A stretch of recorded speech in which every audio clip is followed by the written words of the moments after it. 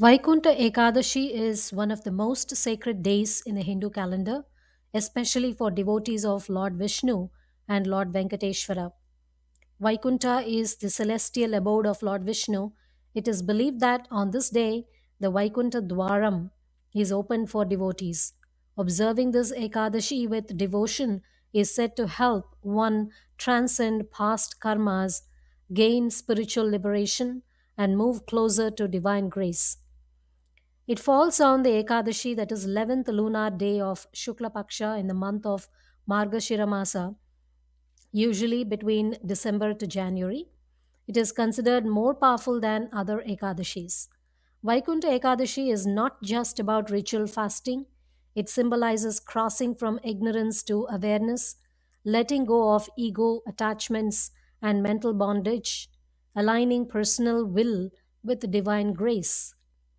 Vaikunta Ekadashi is enriched by several sacred stories that convey deep spiritual symbolism rather than mere ritual story. One of the stories are the opening of Vaikunta Dwaram. It is believed that on Vaikunta Ekadashi, Lord Vishnu opens the gates of Vaikunta for devotees who observe the vrata with devotion. Those who pass through the Vaikunta Dwaram in temples, especially at Tirumala, are blessed with liberation from the cycle of birth and death. Vaikunta Dwaram symbolizes the gateway of awareness. The opening does not happen in heaven, but within the seeker. When desire loosens its grip, when ego bows to humility, awareness replaces compulsion. Vaikunta is a state of consciousness, not a location. The second story talks about the demon Mura and the birth of Ekadashi. It is taken from Padma Purana. A powerful demon named Mura terrorized the worlds. Vishnu fought him for thousands of years. Exhausted, Vishnu rested in a cave. From Vishnu's divine energy emerged a radiant feminine form, Ekadashi Devi, who destroyed Mura. Pleased, Vishnu granted her a boon that those who observe Ekadashi would be freed from sins and attain liberation. Mura represents restless mind and ego driven impulses. Vishnu resting signifies withdrawal of effort. Ekadashi Devi represents disciplined awareness born of stillness. Victory comes not through force, but through conscious restraint and clarity.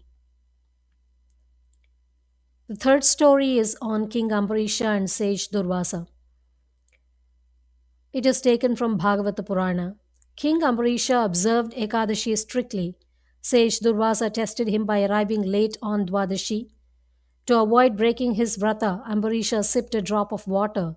Enraged, Durvasa created a demon to kill him.